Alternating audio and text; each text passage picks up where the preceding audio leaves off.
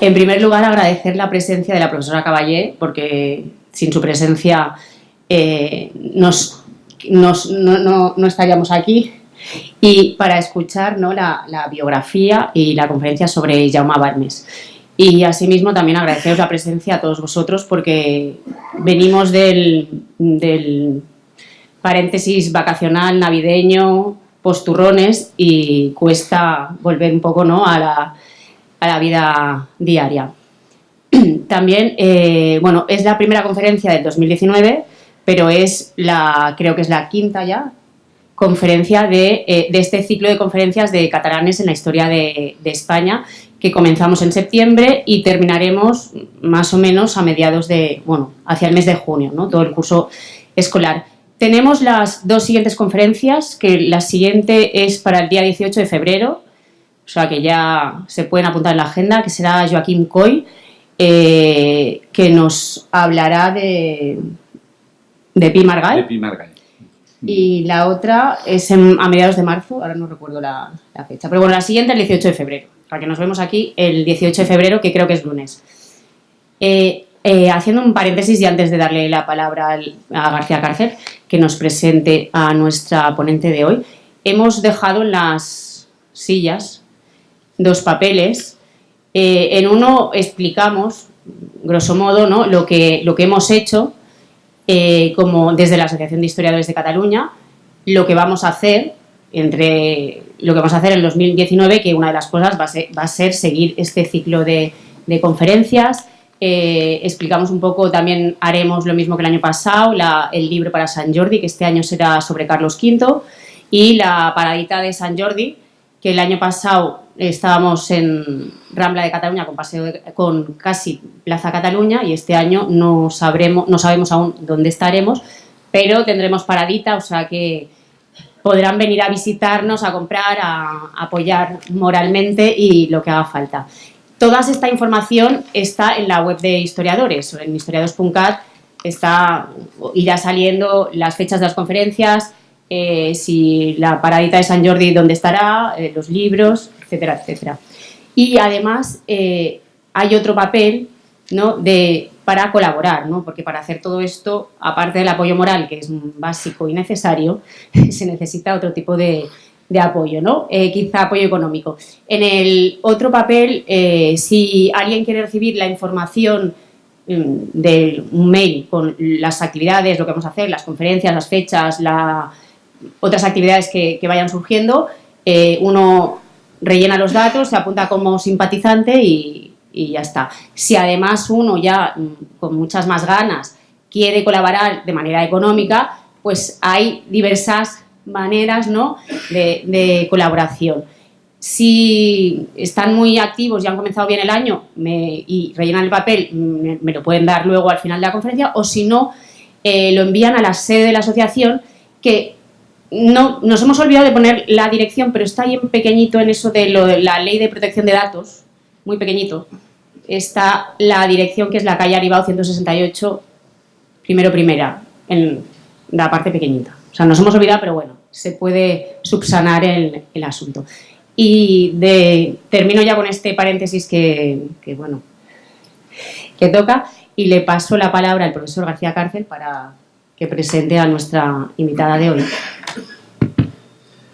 Bona tarda.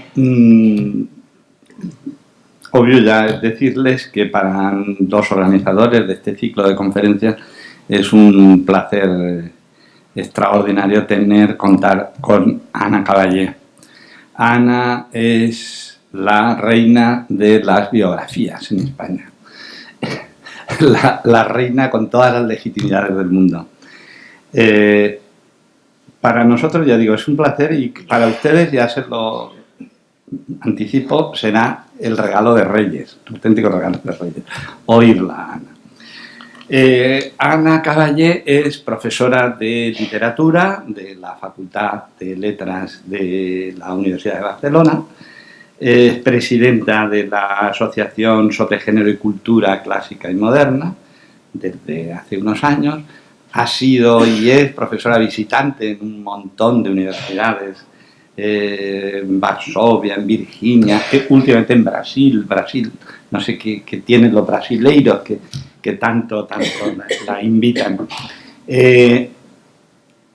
Ella empezó su carrera como investigadora, la empieza como todos con su tesis doctoral. Su tesis doctoral la hizo sobre literatura autobiográfica en España, autobiografía en el franquismo,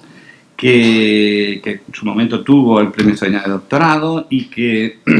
generó después un libro precioso que yo les recomiendo y que está absolutamente agotado y que yo he instado muchas veces a Ana para que esto hay que reeditarlo. Un libro se llama Narcisos de tinta, porque Ana para los títulos tiene una especial gracia. Narcisos de tinta, que se publicó en la editorial Magazul, si no recuerdo mal. Y ahí empezó su vida como investigadora a caballo de la autobiografía. La autobiografía era su principal objeto de atención. De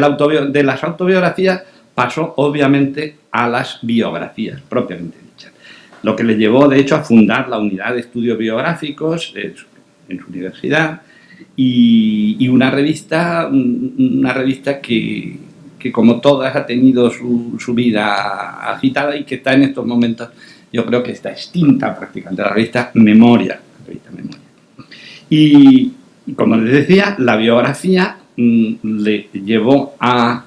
Ana a practicar la biografía a través de una serie de personajes. El primero y la primera gran biografía, y la que le dotó ya de una enorme proyección mediática a Ana, fue la biografía de Paco Umbral, Francisco Umbral, con un subtítulo que es El frío de una vida. Ya digo que los subtítulos de Ana hay que grabarlos, El frío de una vida. El libro de Umbral o sobre Umbral es el libro que, como en todas las biografías, Ana tiene una preocupación especial que es deslindar, y en el caso de Umbral pues tenía casi diría que hasta su morbo, deslindar la frontera entre literatura y vida. En el caso de Umbral no solo literatura sino periodismo y vida. Y Ana tiene una capacidad especial para moverse en esa frontera entre literatura y vida. En todas sus biografías ese es uno de sus características especiales. Y el caso de Umbral, bueno, pues le llevó naturalmente pues, a ahondar en temas que luego han generado debates increíbles sobre la paternidad conocida o desconocida de Paco Umbral y esa relación un tanto torturada y tortuosa que diría con el biografiado que en este caso tuvo Ana, con el biografiado Umbral. Luego, naturalmente, la otra gran biografía fue la biografía que escribió con Israel Rolón, de la biografía sobre Carmen Laforet, con un subtítulo también muy definitorio, Una mujer en fuga, donde también ahonda en el perfil un tanto torturado de Carmen Laforet. Y siempre, insisto, con esa fijación por deslindar, por establecer la frontera entre historia y literatura. Este libro fue premio Gaciel de la Vanguardia. Y naturalmente, a caballo de la biografía, sobre todo las biografías le han llevado a Ana a estudiar biografías de mujeres, el mundo de las mujeres. Y el mundo de las mujeres le generó, su interés por el mundo de las mujeres generó una obra en 4 volúmenes, que es La vida escrita por las mujeres, la vida escrita por las mujeres. Desde el siglo XVIII hasta el siglo XX, un repaso en el que va insertando estudios biográficos de personajes femeninos de la historia de España con determinadas antologías de textos muy hábilmente recogidas. Ana, yo creo que siempre ha creído que las biografías de mujeres dan mucho más juego que las biografías de hombres, independientemente que hoy nos hable de Balmes. Quizá hay una sutilidad, una complejidad en la vida de las mujeres que los varones no, ni en el pasado ni en el presente sabemos ofrecer adecuadamente. quizá sea esto. Lo cierto es que ese mundo de las mujeres le llevó a Ana a adentrarse en el camino de la historia del feminismo. Escribió su breve historia de la misoginia, que se publicó en Lumen en el año 2005 y que ahora, no sé si ya está o está a punto de salir la reedición en Ariel de ese libro, Breve Historia de la Misoginia, un libro fundamental. Como fundamental es la historia del feminismo, un librito breve, espléndido, publicado en la editorial Cátedra en el año 2013. Y de la biografía se cierran, he dicho biografías y naturalmente he dejado para el final la biografía de Concepción Arenal, que es el libro que en estos momentos será probablemente uno de los libros de mayor éxito mediático en España. Lo podrán ver en todas las librerías. Concepción Arenal le ofrece a Ana el interés. Concepción Arenal es un personaje apasionante, personaje de mujer rara y curiosa, extraña, compleja, con contradicciones internas, y en ese mundo del análisis de las contradicciones Ana se mueve como pez en el agua. Pero no solo, estaba hablando de Ana en el terreno de su condición de biógrafa, pero yo les recomiendo que se lean los artículos que ella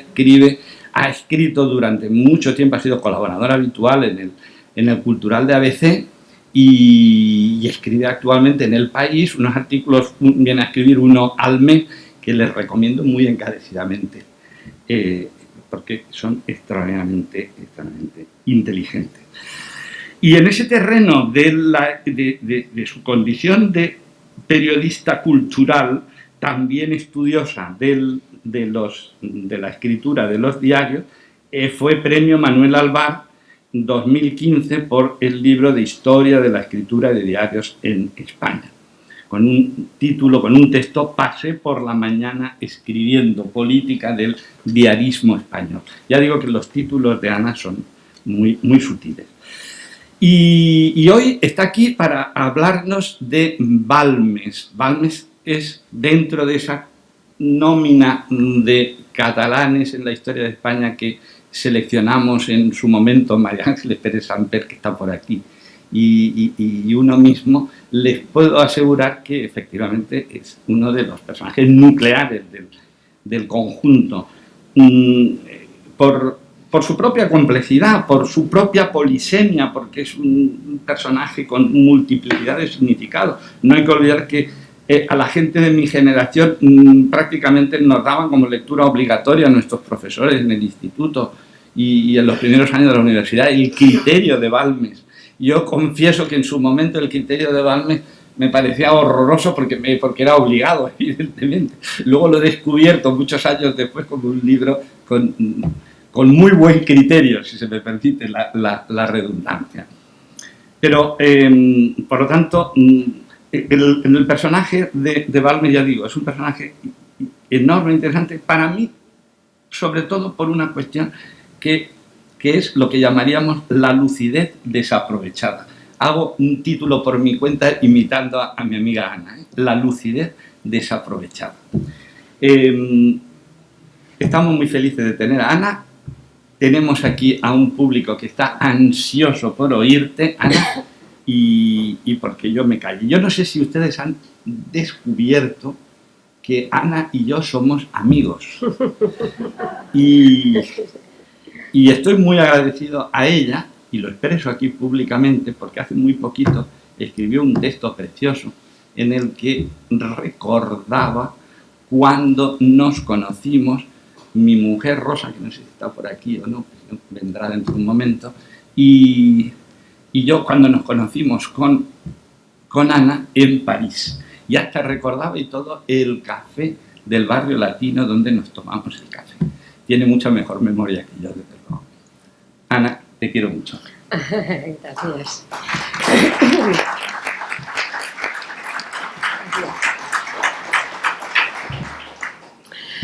Bueno, buenas tardes a todos. Un placer para mí estar aquí y compartir con esa Asociación Historiadors de Cataluña. Pues, en fin, lo poco que sé de un personaje, Jaume Balmes, que pues el profesor Ricardo García Cárcel, que obviamente somos muy amigos desde hace pues casi 40 años y la presentación suya es únicamente fruto de su amistad, pero incluso con la apología que ha hecho en la presentación de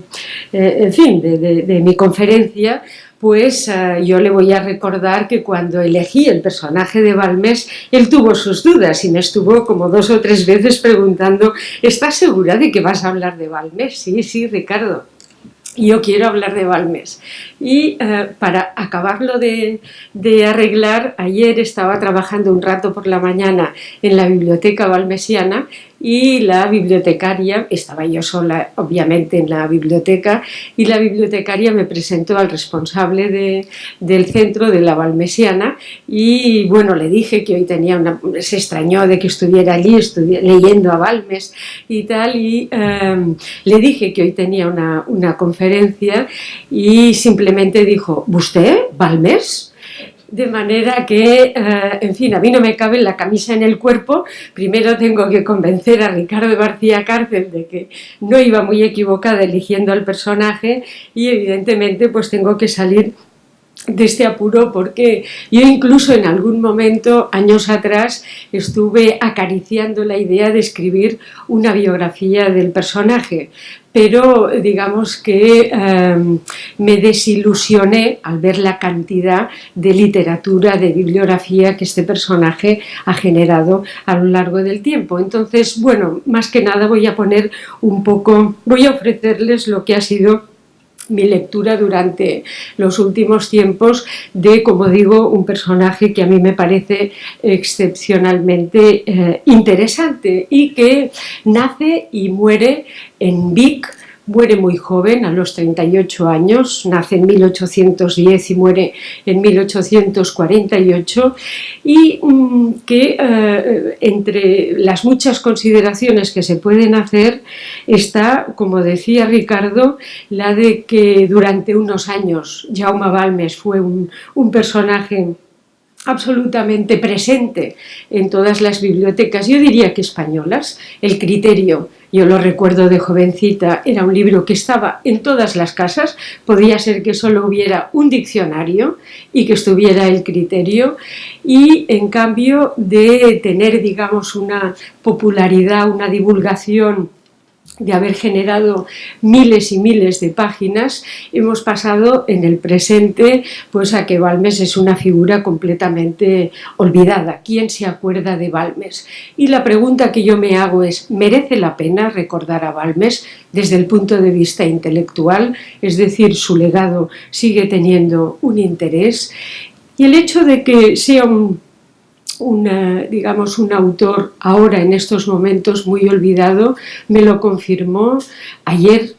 bueno, estos días anteriores, pero ayer concretamente fue cuando saqué las fotos en la Balmesiana, donde estuve recuperando algunas ediciones originales de Balmes. Bueno, aquí tienen, en fin, no sé si apreciarán en las fotografías, pero el estado de los libros en la biblioteca balmesiana es absolutamente lamentable. Es decir, los libros están completamente descuadernados, desencuadernados, están las hojas, algunas hojas están caídas, perdidas. En fin, me sorprendió muchísimo ver el estado de conservación de la obra original de Balmes, y después pasé por la librería que está al lado, y para mi sorpresa el único libro que se puede comprar actualmente y solo en la librería balmesiana pues es una edición modestísima del Criterio que se hizo en 2010 a propósito de el segundo centenario del nacimiento del escritor, de manera que eso para decirles que, bueno, es un personaje interesante, y a mí siempre me han interesado esos personajes que lo han tenido todo y han caído de una manera fulminante con la misma rapidez, ¿no? Y creo que en la cultura española nosotros conocemos muchos personajes con esas características, ¿no? Que en un momento dado han sido personajes avasalladores de una presencia absoluta, y que en poco tiempo han caído en el olvido o en el descrédito. No sé, estoy pensando pues en figuras históricas como Hernán Cortés, como Cristóbal Colón, como Manuel Godoy, que en un momento determinado lo fueron todo y después han sido personajes muy impugnados. Balmes también lo ha sido, y en mi opinión, en cierto modo, injustamente. Pero lo cierto, y ahora veremos algunas, en fin, veremos por qué, pero lo cierto es que el franquismo, digamos que asimiló, absorbió la figura de Balmes y la convirtió en el eje de referencia, en el centro, digamos, pensante del nacionalcatolicismo. Entonces, claro, eso le hizo un flaco favor a Balmes. Balmes no tiene ninguna culpa de haber sido utilizado por el franquismo en la medida en que, bueno, pues como digamos, defensor del catolicismo y por otra parte una persona, vamos a decir, de orden conservadora, le sirvió muy bien al nacionalcatolicismo para, digamos, que en torno a su pensamiento y a su obra, pues, digamos, legitimar un pensamiento que, desde luego, pues, en fin, se desmoronó en la medida en que muere Franco, y con él, de alguna manera, se ha desmoronado la figura de Jaume Balmes, de manera que yo creo que estamos en un momento en el que quizá podría ser interesante plantearnos hasta qué punto Balmes sigue siendo un pensador que nos dice algo en el siglo XXI. Y podríamos decir en ese sentido que también pensemos, Balmes muere en julio de 1848. Unos meses atrás, en enero, Marx y Engels publicaron el Manifiesto Comunista. Es decir, que en 1848, por una parte, tenemos el Manifiesto Comunista, digamos que es una crítica demoledora a la emergencia de una sociedad industrial, mientras que, por otra parte, ese mismo año, unos meses después, muere un pensador que se sentía absolutamente fascinado por la emergencia de una sociedad industrial y que, por otra parte, él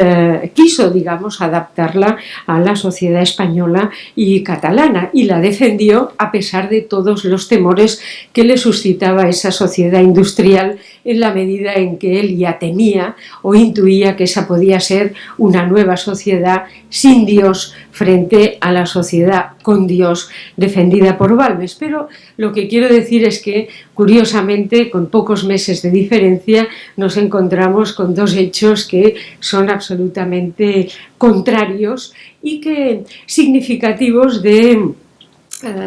digamos, de esa situación en la que vivió él a lo largo de sus pocos años, que es el vivir en una situación, en una sociedad profundamente convulsa, con tendencias políticas, sociales, económicas muy opuestas, incluso con gérmenes de violencia muy notables, y que de alguna manera nos puede recordar pues situaciones que estamos viviendo en la actualidad, al menos una misma confusión moral a la que Jaume Balmes quiso poner algo de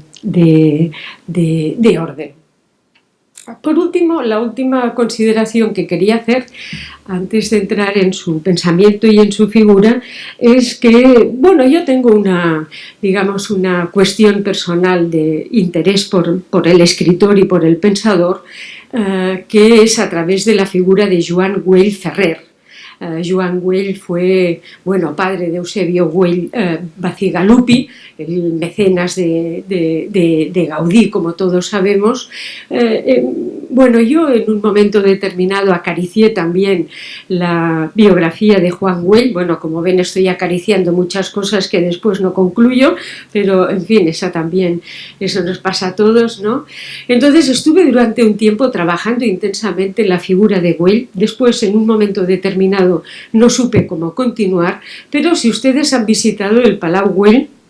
recordarán que en la sala central hay un gran cuadro de Balmes y desde el primer momento a mí me quedó claro pues la relación estrecha que había entre la familia Güell, la admiración que sentían por la figura de Balmes, y todo eso se fue, digamos, concretando, cristalizando cuando supe que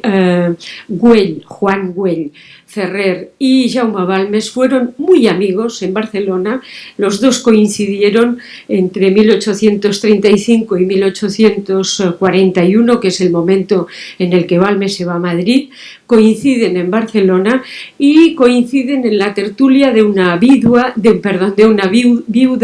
la viuda Bacigalupi, una hija de las cuales se casará con Juan Güell.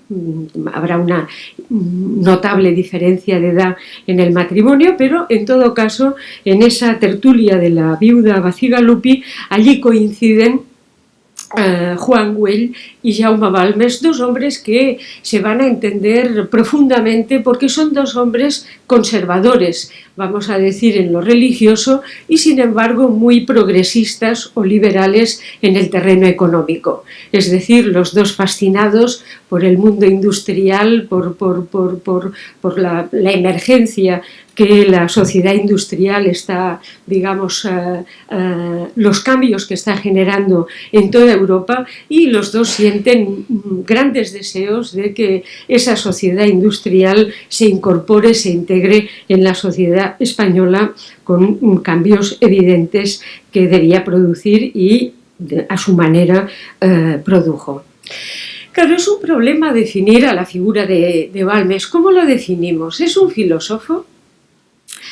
Porque claro, si hablamos de un filósofo, pero si lo comparamos con la filosofía alemana que se está haciendo en aquellos momentos, no sé, pensemos en Fichte o en Hegel o en Schelling, es evidente que la figura de Balmes no llega en absoluto pues a la entidad intelectual y epistemológica de estos grandes pensadores alemanes o los pensadores ingleses como David Hume o Stuart Mill, ¿no? Pero lo que es decir, que en ese sentido es un pensador,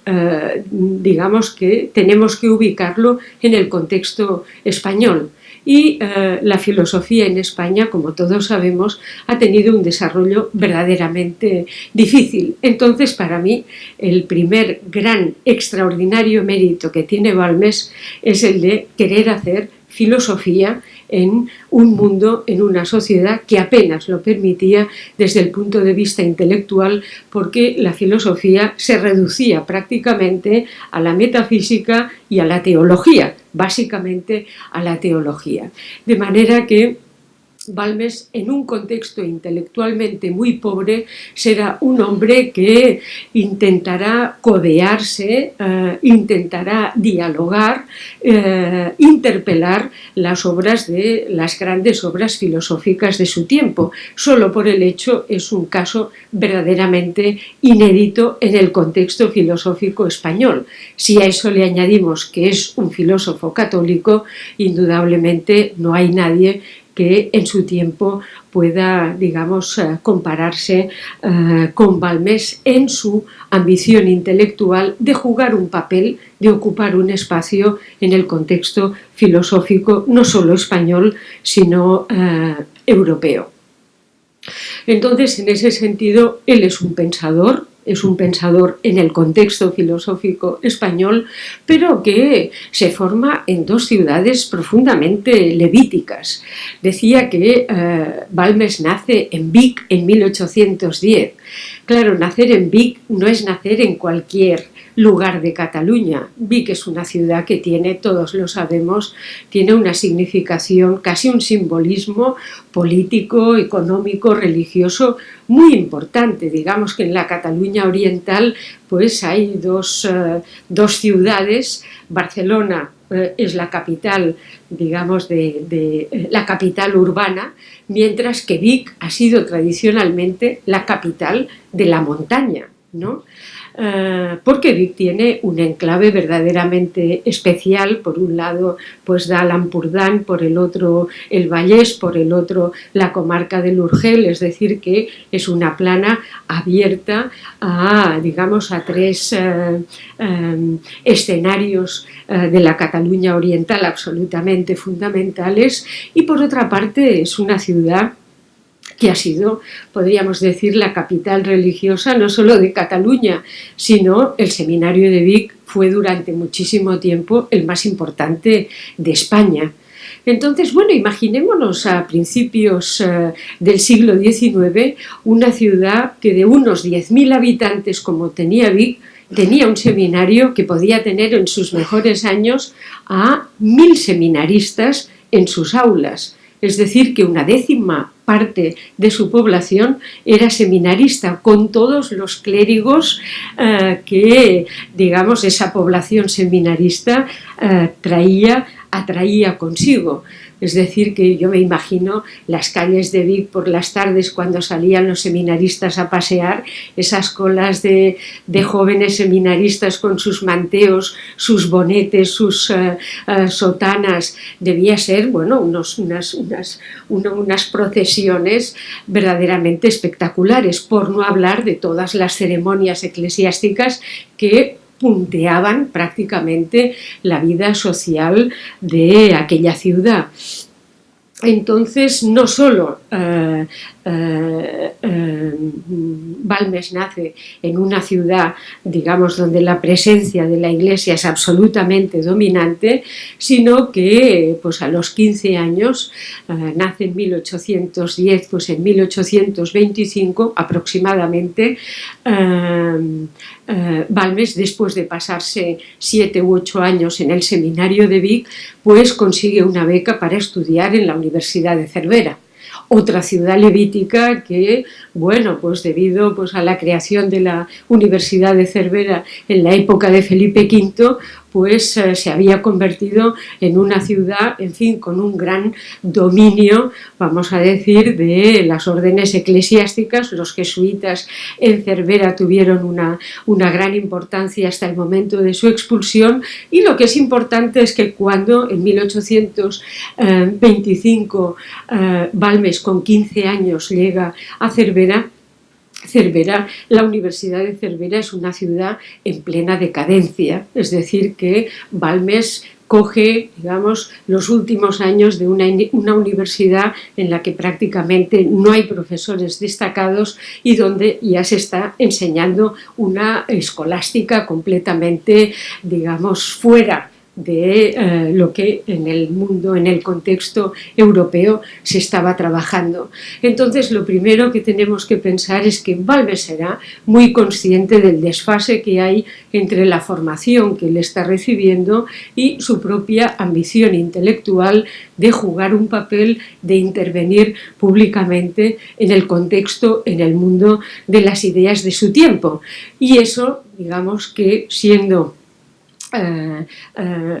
un sacerdote como él lo va a ser muy pronto, pues realmente es una situación verdaderamente difícil de manejar. De manera que nosotros tenemos a Balmes, que nace en Vic, hijo de una familia muy modesta de la que él nunca se avergonzó, consciente de que él era un hombre de montaña. Realmente él tiene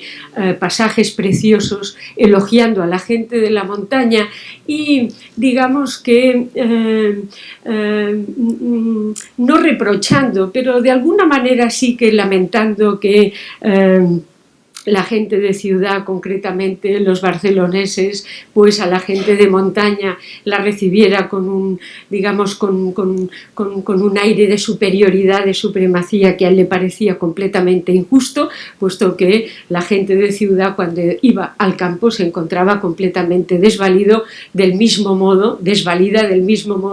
que la gente de Vic, cuando venía a Barcelona, se sentía pues fuera de lugar, ¿no? Pero lo que quiero decir es que Vic nunca, digamos, se desdijo de sus raíces, se sentía profundamente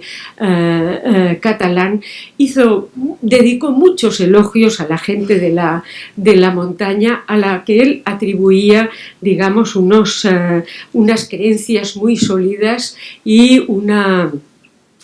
digamos, un espíritu de trabajo que para él representaba a la sociedad catalana más tradicional en el mejor sentido de la palabra.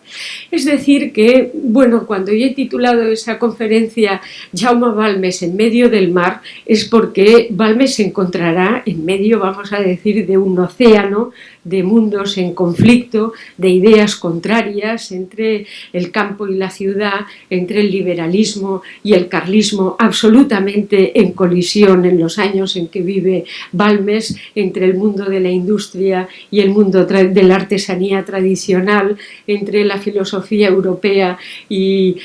digamos, tendente al ateísmo. El manifiesto comunista pues ya declara, casi se anticipa a la muerte de Dios que declarará Friedrich Nietzsche, y por el contrario Balmes, que tendrá un objetivo en los pocos años que vive, que es el de mostrar la superioridad intelectual y sobre todo moral del catolicismo sobre las otras religiones. Podríamos decir que en ese empeño Balmes se equivocó, pero en todo caso él estaba absolutamente convencido de la supremacía del catolicismo, y él veía, digamos, el catolicismo en un momento verdaderamente crítico, con una sociedad industrial que estaba emergiendo, que, digamos, defendía unos valores liberales, unos valores alejados de la religión, de los valores tradicionales, etcétera, que a él le hacía pensar que serían valores que cada vez alejarían a la sociedad más de la religión católica frente a su objetivo, su voluntad principal, que era la de defender esos valores católicos y defenderlos de una forma racional. Podríamos decir que en el contexto filosófico Balmes se dedica a una disciplina muy poco trabajada después de Santo Tomás de Aquino fuera de España, pero aquí sí, muy trabajada, que era la apologética.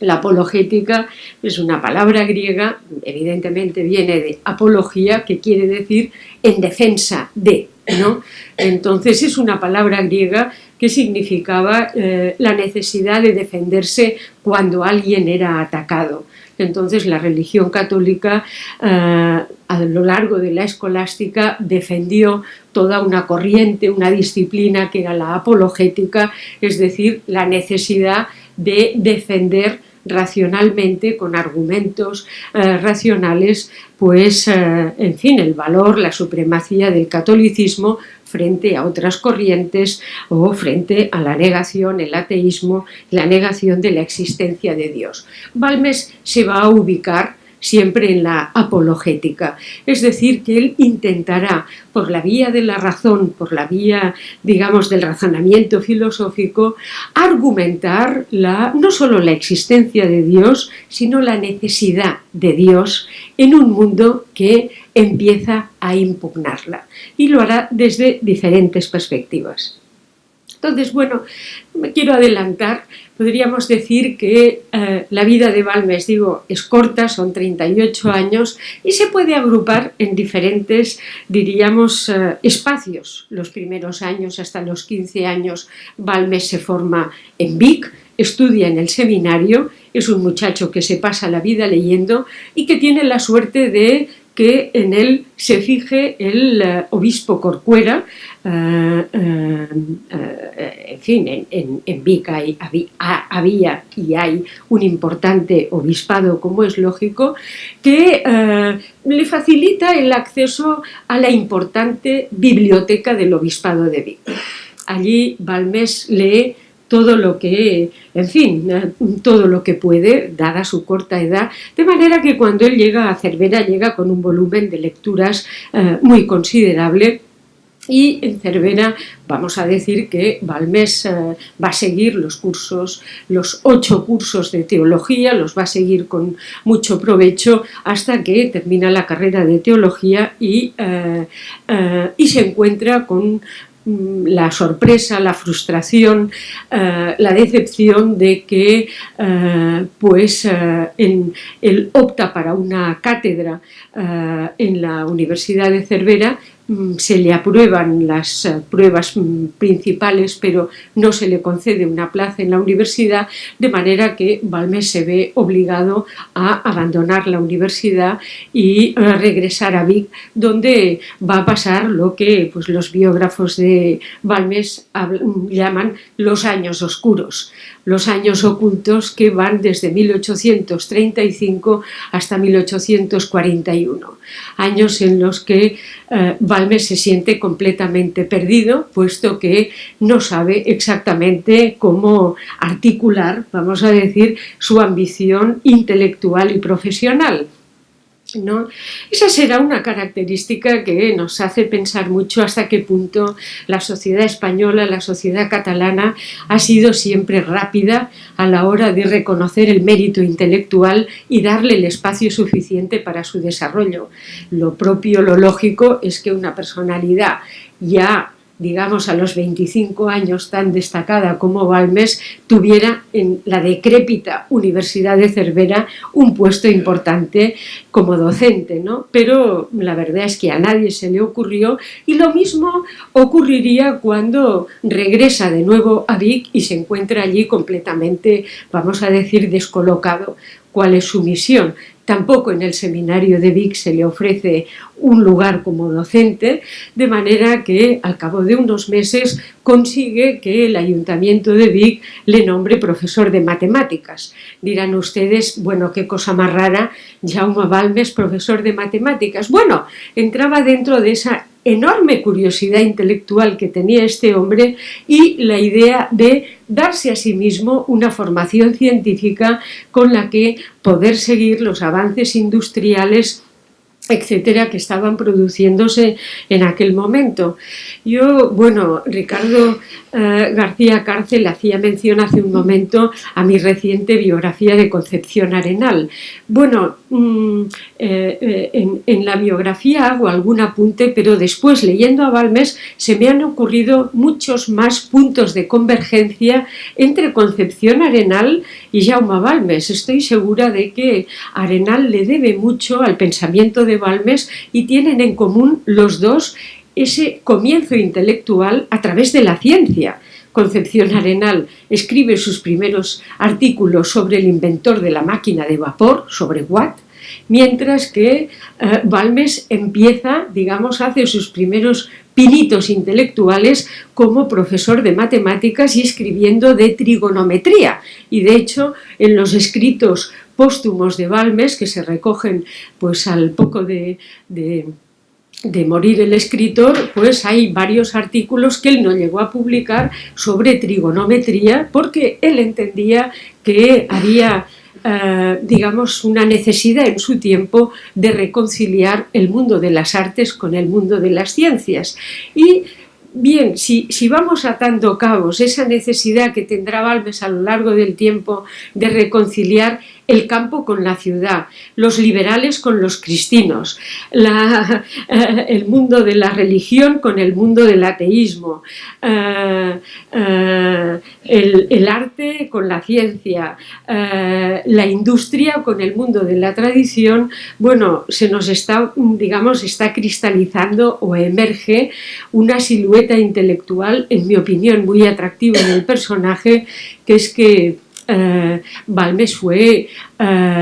un hombre de consenso, un hombre que ante los graves conflictos de su tiempo, políticos, sociales, económicos, religiosos, intentaba buscar en todo terceras vías, soluciones de compromiso, encontrar puntos de unión, puntos de contacto entre unos y otros, simplemente para seguir adelante. Entonces, bueno, esos años oscuros de Balmes, que coinciden con esa etapa de Vic que no tiene nada que ver con la de la infancia, su madre está enferma, él se encuentra desubicado, desgraciadamente el obispo Corcuera muere precisamente al poco de llegar Balmes a Vic, en 1835, y este hombre, como Juan Güell, se encuentran completamente, digamos, quedan completamente traumatizados por los hechos revolucionarios del verano de 1835, las famosas bullangas de julio de 1835 en Barcelona, que fueron unos, digamos, unos motines anticlericales furiosos que, digamos, como en el año anterior, en el 34, ocurrió en Madrid con la quema de conventos, pues aquí eso condujo a, bueno, quema de conventos, en fin, a un momento revolucionario verdaderamente, digamos, dramático, y que acabó, bueno, con la huida de órdenes religiosas y en fin, la quema de importantes conventos como el de San Francisco en la Plaza Letamendi, etcétera. Es decir, que fue un momento de una gran violencia por parte de unas masas obreras muy descontentas, que por una parte, digamos, reprochaban a las órdenes eclesiásticas, a la Iglesia, su apoyo al carlismo, y que por la otra pues intentaban dar una salida a ese conflicto político que se estaba viviendo en esos momentos. Juan Güell volvía de Cuba justo en junio de 1835, cuando ya se estaba gestando todo ese movimiento, vamos a decir, revolucionario, que le causó un gran impacto, y estuvo a punto de decir: he llegado en el momento menos oportuno a Barcelona para crear una industria, ¿no? Pero Güell mantuvo la calma, aquí se quedó y efectivamente aquí fundaría sus empresas. Y Balmes, bueno,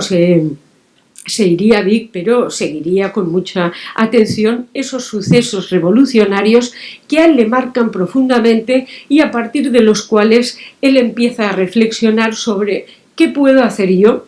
Arenal después se hará esa misma pregunta: ¿qué puedo hacer yo para contribuir a la pacificación social? Es decir, ¿cuál es la manera, cuál puede ser la vía para encontrar una salida a ese conflicto que está enfrentando a las clases sociales y a las ideologías de una forma tan brutal? Es a partir de ese momento, en esos años supuestamente oscuros, donde Balmes, profesor de matemáticas, intentando sacar adelante una fábrica de bonetes, obviamente, que tiene su familia en Vic y que está, vamos a decir, conducida por su hermano Miquel y por Josep Sardà, hermano, creo recordar, el doctor Molas, que está aquí presente y al que no dejo de mirar porque me puede corregir en cualquier momento, me corregirá. Yo creo que era hermano de Ildefonso Cerdà,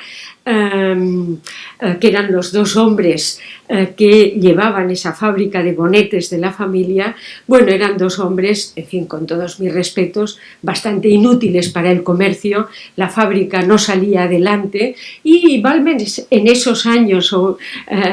digamos, confusos, se empeñará en ayudar a su hermano y a Cerdà a sacar adelante esa fábrica de bonetes, de manera que él se entrega, interviene en todo el proceso de la fabricación, interviene en el comercio, hace lo que puede, pero la verdad es que la fábrica se irá hundiendo progresivamente a medida que Balmes vaya adquiriendo una relevancia intelectual y por tanto no pueda ocuparse de los asuntos de aquel pequeño comercio. Pero en fin, es significativo que este hombre, diríamos, tenía una curiosidad intelectual y vital que le llevaba, pues, en fin, a dedicarse a todo aquello que parecía necesitar de su ayuda. Muy bien, pues tenemos que, en esa etapa, en ese regreso a Vic, en esos años ocultos, donde parece que en Vic nadie le reclama desde el punto de vista intelectual, este hombre se prepara, y vamos a decir que son los años, de alguna manera, bueno, perdónenme ahora la exageración, ahora me puede el peso de la conferencia, pero bueno, son un poco los años ocultos, los años oscuros de Immanuel Kant, ¿no? Que también se pasa 10 años en silencio, antes no da a conocer la crítica de la razón pura, a partir de la cual siguen el resto de las críticas, y construye una obra absolutamente excepcional, ¿no? Bueno, en fin, salvando todas las distancias, pero es evidente que aquellos años no son años perdidos, sino que son años en los que Vic, Balmes, de la manera que puede, pues está haciéndose a sí mismo interiormente, esperando una oportunidad para salir de Vic y poder lanzarse al mundo. Esa oportunidad le va a resultar relativamente, digamos, fácil. A partir de 1840-41, él no dejará de viajar a Barcelona, es aquí donde tiene esas tertulias con Güell en la casa de la viuda Bacigalupi, etc. Viajará a Barcelona y aquí entrará en contacto con editores, con libreros que se muestran muy interesados por su trabajo y por la singularidad de Balmes y esa capacidad que tiene para enfrentarse a los problemas del momento. Esa es otra de las características por las que a mí me fascina este hombre, porque frente, digamos, a otros intelectuales de su tiempo, Balmes da la cara como pensador católico a todos los problemas que la Iglesia Católica tiene planteados en ese momento. Es decir, por ejemplo, el primer escrito por el que ya se interesan los publicistas de Barcelona es uno en el que se titula La necesidad del celibato en los clérigos. Bueno, no me digan que no es entrar a fondo desde el primer momento en un tema que todavía sigue coleando. Entonces, bueno, pues ahí en ese panfleto aborda esa necesidad del celibato con algunos tintes misóginos, pero lo cierto es que él argumenta la necesidad de que la Iglesia Católica mantenga el celibato en sus clérigos. A partir de aquí, Balmes ya empieza a enfrentarse a problemas cada vez de mayor envergadura, y el de mayor envergadura con el que se encuentra la Iglesia Católica es, digamos, el aura atractiva intelectual y moralmente que está teniendo la Iglesia protestante. Es decir, que entre los liberales el protestantismo está adquiriendo una fuerza, una legitimidad, digamos, una admiración que a Balmes le parece sobre la cual se tiene que hacer algo, porque va en detrimento de la Iglesia Católica. De manera que en esos años oscuros de Vic, después de enfrentarse a temas así tan, digamos, inhóspitos como el del celibato, se plantea, digamos, el germen de lo que va a ser su gran obra desde un punto de vista internacional, que será la titulada El protestantismo frente al catolicismo y sus consecuencias en la civilización europea. Una obra en 4 volúmenes en la que, en su línea apologética, Balmes va a querer demostrar la superioridad de la religión católica sobre la religión protestante frente, digamos, a la tendencia liberal que está descubriendo el protestantismo como una religión, digamos, más próxima a las necesidades de la sociedad moderna, de la sociedad de su tiempo. Bueno, ahora no puedo resumir la obra en 4 volúmenes, una obra que tiene un gran impacto en toda Europa, que inmediatamente será traducida al francés y después al inglés, que le facilitará los primeros viajes a París, a Bélgica y a Londres de un Balmes que ya empieza a abrirse a un mundo mucho más cosmopolita, pero básicamente la idea de Balmes será la siguiente. Bien, el protestantismo no tiene un núcleo doctrinal, el protestantismo no tiene un cuerpo sistemático de principios y se basa en el libre examen, es decir, en la duda permanente, el libre examen abierto en cualquier ámbito de conocimiento y de la moral a todas las posibilidades, ¿no? El eje del protestantismo es el derecho y el deber al libre examen, ¿no? Al libre examen de conciencia, al libre examen de las ciencias, al libre examen de las artes, etcétera, etcétera. Frente a esta idea, que no cuerpo doctrinal y que por tanto nos puede llevar, dirá Balmes, como nos ha conducido en el presente a situaciones de una gran confusión moral, porque claro, el libre examen, digamos que las posibilidades que tiene son enormes, por no decir infinitas. Frente a esto, frente a esta línea protestante, la Iglesia Católica sí tiene un cuerpo doctrinal que lo ha ido gestando a lo largo de su historia, tiene un cuerpo doctrinal, se construye en torno a una única autoridad, que es la del Papa. La Iglesia Católica se construye en torno a un eje, por tanto, evita, diríamos, la dispersión que tiene el protestantismo actual por la época en diferentes versiones. Y, por otra parte, el catolicismo, frente al principio del libre examen, cree en lo que Balmes llamará las verdades externas. Es decir, que el conocimiento intelectual, el conocimiento moral, etcétera, tiene unas limitaciones que son las que impone la Iglesia a partir de unas verdades externas. Yo puedo seguir por un camino hasta que, de pronto, hay una verdad externa que me limita una progresión que me puede conducir a una confusión absoluta, ¿de acuerdo? Por tanto, Balmes aquí empieza a desarrollar esa idea, esa creencia en que hay unas verdades objetivas, unas verdades inconmovibles que la Iglesia Católica, en las que la Iglesia Católica cree firmemente y que se constituyen como en un baluarte, en un bastión que le da seguridad al individuo. ¿De acuerdo? Entonces, a partir de ahí, digamos que, bueno, no puedo extenderme, pero el principio general es este, ¿no? La Iglesia Católica tiene un cuerpo doctrinal, se construye en torno a una autoridad y es un principio de orden que evita, digamos, las interpretaciones libérrimas a las que el conocimiento humano puede llegar si no tiene alguna limitación objetiva en sus planteamientos. Como digo, ese libro se tradujo, se leyó atentamente y Balmes se convirtió en un pensador de referencia absolutamente, digamos, considerado desde todos los puntos de vista, también desde el punto de vista papal, de manera que en poco tiempo, vamos a decir, Balmes adquiriría un prestigio enorme, ¿no?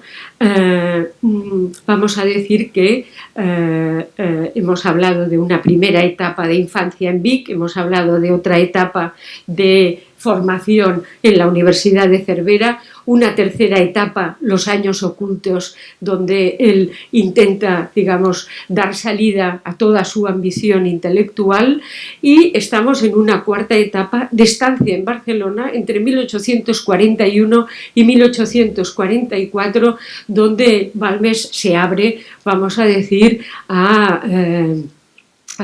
a todos los retos que,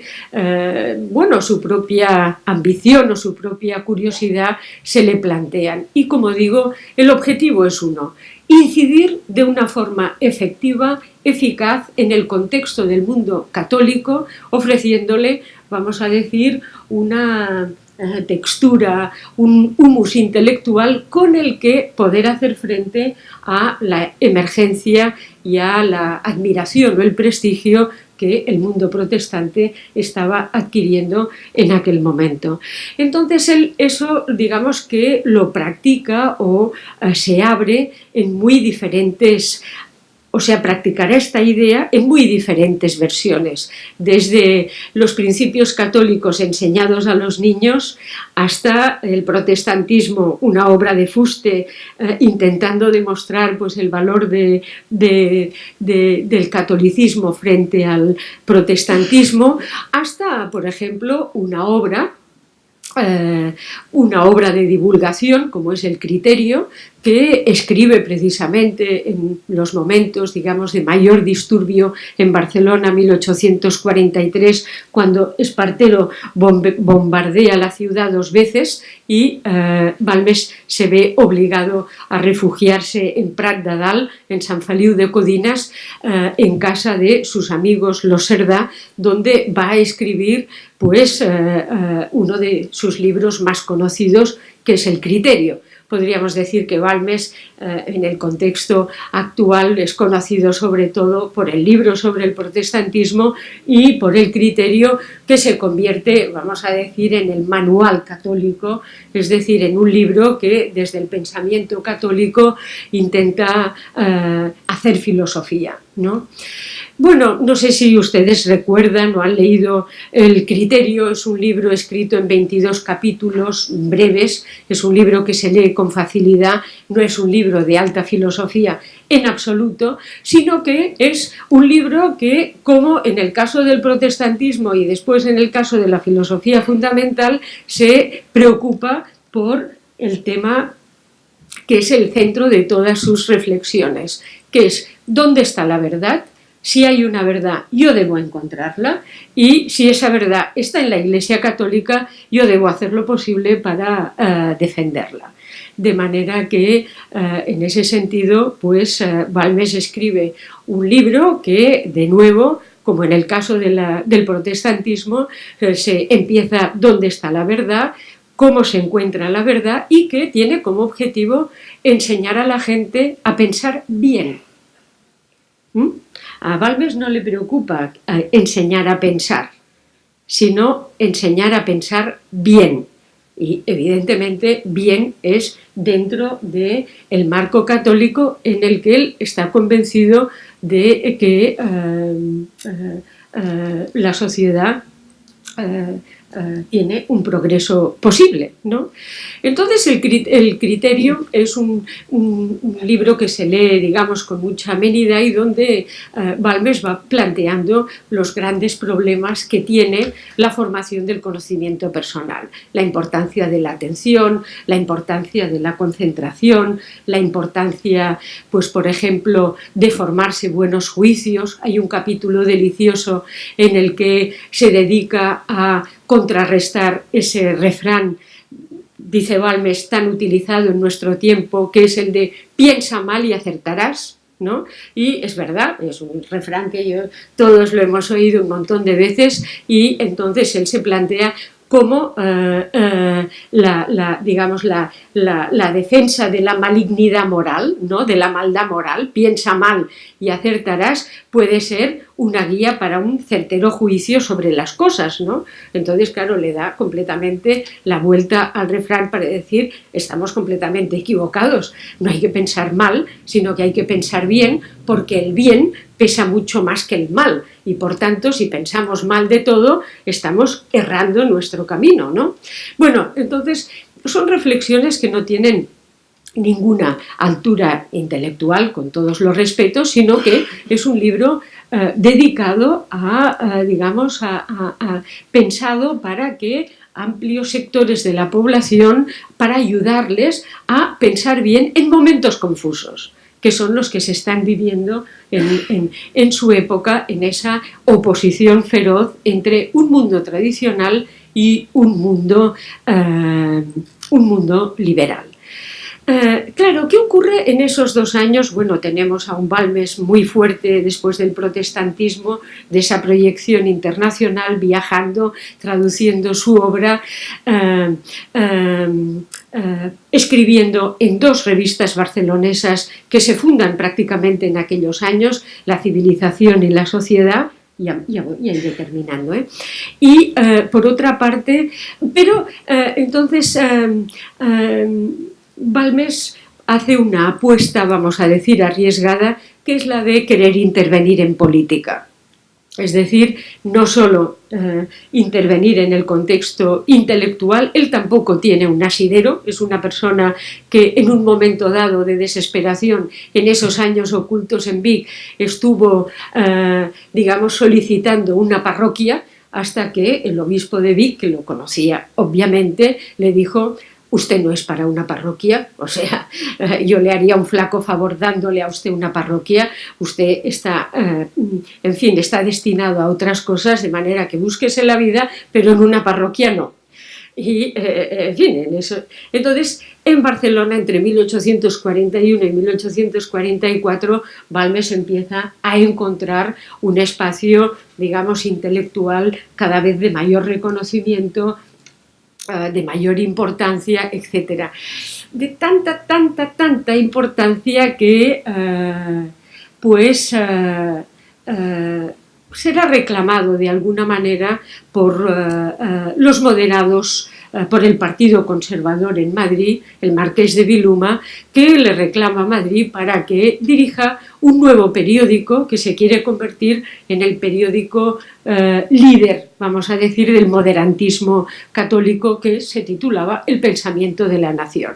De manera que Balmes lo deja aquí todo un poco colgado, porque, bueno, la ambición, digamos, el reclamo de irse a Madrid, de dirigir un periódico importante y de convertirse en el líder, vamos a decir, intelectual, espiritual, de una renovación del pensamiento católico, pues para Balmes obviamente le resulta muy atractivo. Bueno, él será el director del pensamiento de la nación, perdón. Trabaja a destajo, de hecho trabaja de una forma absolutamente, digamos, fuera de lo normal, perdón, se convierte en la mano derecha de uno de los políticos moderados importantes del momento, que es el Marqués de Viluma, y Balmes lo apuesta todo en un momento de gran crisis. Estamos hablando de la oposición que hay entre el mundo liberal y el mundo tradicional, entre los carlistas y los liberales. En ese momento está pendiente el matrimonio de Isabel II. Estamos hablando de 1845, la reina Isabel II ha cumplido 14 años, ya está en edad de contraer matrimonio, y la cuestión es con quién contrae matrimonio, ¿no? Entonces ahí Balmes, apoyado por el Marqués de Viluma y con el respaldo del periódico El Pensamiento de la Nación, van a apostar de una forma absolutamente entregada por un candidato que es el hijo del infante Carlos María Isidro, que es el Marqués el conde de Montemolín. Perdón, no sé por qué siempre le doy el título de marqués, pero era conde. El conde de Montemolín. La idea de Balmes, con esa idea siempre de consenso, de encontrar un punto de encuentro entre partes en conflicto, es: si la reina Isabel II, líder de los liberales, la casamos con el hijo del infante don Carlos, pues vamos a conseguir que acabe el conflicto entre liberales y carlistas, y que por tanto pues la paz vuelva al reino, para entendernos, ¿no? Bueno, en un primer momento esa opción, hay muchas otras que se barajan y por tanto es una más, pero Balmes está jugando muy fuerte, de manera que consigue lo que no se creía que iba a conseguir, que es la renuncia del infante don Carlos en favor de su hijo, si es que el hijo se casa con la reina Isabel. De manera que, bueno, eso es una cosa que, digamos, desespera a los liberales, que de ninguna manera, o sea, de ninguna manera están dispuestos a aceptar que los carlistas estén en el trono de España y que formen parte, por tanto, del gobierno de la nación. Aquí Balmes tiene una serie de actitudes decididamente políticas y excesivamente, yo creo, beligerantes en favor de esa opción. El caso es que esa opción no, los liberales la van a descartar completamente, y en el último momento se va a jugar la carta de su primo Francisco de Asís como marido de la reina Isabel. Pero, y voy a terminar, bien, a Balmes hay una cosa que le duele profundamente, y yo creo que está en el origen de su muerte temprana, y es que muy poco antes, es decir, cuando en Madrid aquello es un hervidero y una disputa entre diferentes facciones por quién se lleva el gato al agua, surge un artículo, estoy hablando de julio de 1846, en El Español, un artículo sin firma. Supuestamente el periódico tiene un corresponsal en Cataluña que da noticia en el artículo de dos cosas. Una, Balmes, que en ese momento efectivamente estaba en Barcelona y en Vic, pasando el verano, ha sido objeto de una paliza en un pueblo de montaña muy próximo a Vic. Y por otra parte, que Balmes es una persona completamente desprestigiada, él y su familia, en el contexto catalán, porque es una familia de negros. Negros, en lo que yo entiendo, eran los carlistas, digamos, más furibundos y beligerantes, ¿no? Entonces, bueno, es un artículo largo, un artículo muy elaborado que solo tiene un objetivo: desacreditar a Balmes cuando Balmes está jugando el papel de intentar que Cataluña tenga un papel activo en el contexto de la política española. La idea es desacreditar a Balmes y decir: es que Balmes en Cataluña no es nadie. No es que no sea nadie, es que le acaban de dar una paliza que lo han dejado medio muerto. Bueno, el artículo está escrito con una beligerancia y un odio que a Balmes le impresiona profundamente. Entonces va a escribir un artículo de respuesta, evidentemente, desmintiendo todos esos aspectos. Podríamos decir que lo que hace el Español es lo que ahora llamaríamos una fake news, es decir, una noticia falsa, pero que tenía un objetivo y que ese objetivo lo consigue. Al cabo de pocos días sale en el Boletín Oficial del Estado el decreto ley con el anuncio del matrimonio de Isabel II con Francisco de Asís, y Balmes y toda, digamos, la opción moderada del Marqués de Viluma, el pensamiento de la nación, en fin, toda aquella apuesta que estaba pensada para liderar en el futuro pues una historia de España distinta, pues eso no va a producirse, y de hecho Balmes se desmorona, tiene que rehacerse completamente. Al cabo de pocos meses Balmes empieza a encontrarse mal de salud, y en enero de 1848 decide regresar a Barcelona. De Barcelona se irá a Vic, donde muere en julio de 1848 de una tuberculosis galopante, pero que yo creo que esa tuberculosis galopante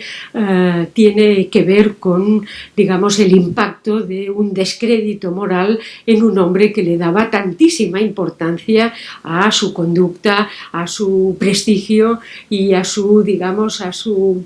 capacidad de liderazgo moral en un mundo en crisis, ¿no? Entonces, bueno, es verdad que a partir de ese momento la figura de Balmes se convierte en una figura,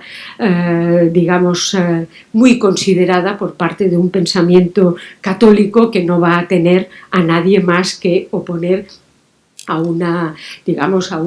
pensamiento liberal que tendrá pues en las figuras de Julián Sanz del Río y del krausismo pues un oponente clarísimo. El pensamiento católico va a tener a Balmes, en Balmes pues un referente que va a ser utilizado por unos y por otros, y digamos que en ese sentido cuando yo titulaba la conferencia Jaume Balmes en medio del mar, es que efectivamente Balmes se encontró en medio del mar y de alguna manera naufragó. Muchas gracias.